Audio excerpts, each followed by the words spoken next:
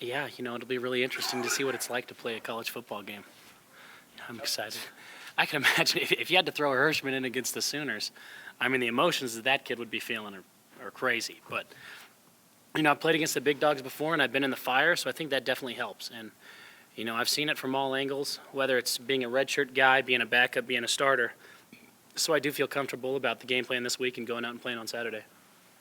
I think not so much just from being on the sidelines, but the whole experience definitely helps out a lot. Just because you start to focus on the specifics, and when you have a little bit more time to break down film and you're really focusing on improving your game to help the team. And I think as a backup, when you're on the sidelines so much, you're helping everybody else. You're helping the receivers, you're helping out the running backs as far as the game plan stuff goes. And so you just really learn what everybody else is going through and what they're expecting. And I think situationally it definitely helps you improve. When you have the reads down, it's one thing, but when you understand how everybody else is conceiving everything that we're doing, it's an advantage. I thought it was just kind of funny. A couple people have said that, hey, last time you played OU, it went pretty well. And that's true. But if you look at so many of the guys that they have, it's a completely different football team. And I think the thing that helps me a lot is just having been down there while I was redshirting down in Oklahoma. That's going to give me a great perspective that I can share with the rest of the people.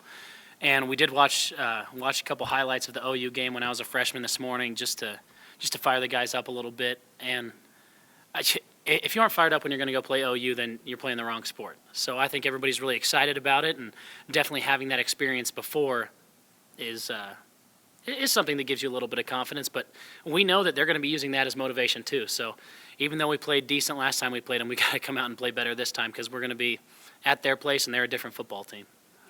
Well, I think when you're playing, it's just a little bit better just because it gives you a chance to go out there and stand behind what you're talking about.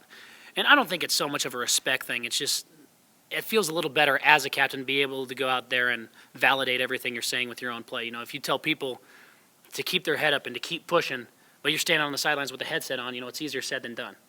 But I think if you go out there and you keep showing the fire in your eyes and you're competing regardless of the situation, the guys really believe in you. I'd rather have thrown for 5 yards in every game and won every game since I've been here. And like I always said, wins is how they should gauge the great quarterbacks. I think I read an article the other day about John Elway and about how a bunch of people thought he got stiffed and the greatest players of all time.